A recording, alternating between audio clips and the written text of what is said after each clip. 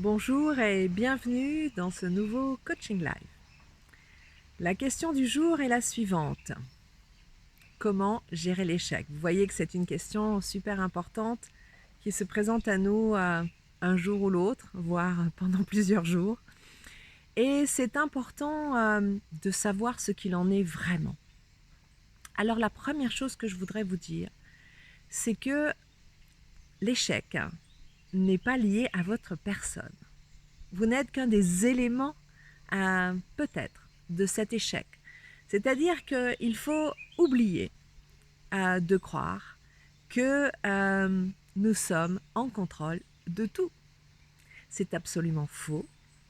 Les bouddhistes parlent justement de toutes ces conditions qui doivent être réunies pour que quelque chose puisse arriver.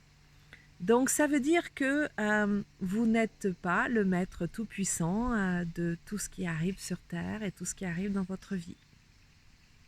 Une fois que vous savez ça, bien, vous avez compris que l'échec ne dépend pas complètement de vous.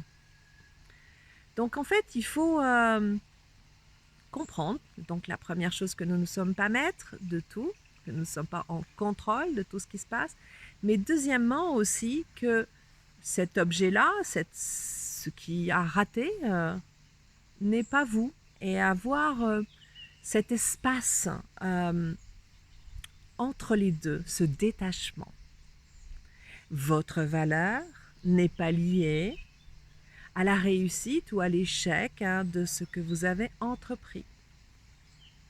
Ce serait, si c'était le cas, une manière d'arrêter le temps sur cet instant précis de l'échec. Et ça serait réduire surtout votre personne, qui est tellement ample, j'allais dire, qui est tellement grande, qui est tellement vaste, à une chose toute petite. Ce n'est pas possible de faire cela.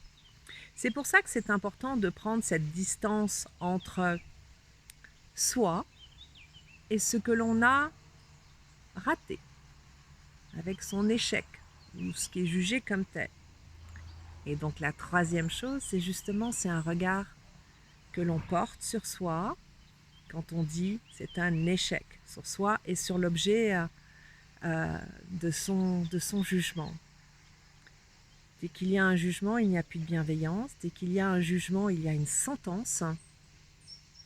Et en fait, c'est aussi là encore voir quelque chose par le tout petit bout de la lorgnette, pas du tout the big picture, parce que dans the big picture, cet échec-là est absolument incontournable pour votre succès à venir. Ça fait partie de votre apprentissage. Donc, cet échec est bénéfique. Sauf qu'évidemment, sur le moment, c'est difficile à voir. On se prend le coup comme ça, on a un peu du mal, notre estime de nous baisse, etc., etc. Ou peut-être que le regard des autres aussi est désagréable. Mais gardez à l'esprit que ce n'est qu'un point dans une vie qui inclut des millions et des milliards de points. Gardez à l'esprit que la vie se construit et que donc c'est un élément, c'est une étape et que ce n'est que plus tard que vous saurez pourquoi vous avez échoué. Bien sûr qu'il faut se poser la question, d'essayer de comprendre pour pouvoir s'améliorer, mais aussi attendre que le temps explique ce qui s'est joué. Donc vous voyez, il n'y a pas de quoi faire tout un plat d'un échec, même si c'est difficile à digérer, ça prend du temps. Et il faut se laisser ce temps-là, ce temps de deuil, puisqu'on souhaitait quelque chose qui n'arrive pas, donc c'est la mort de notre désir.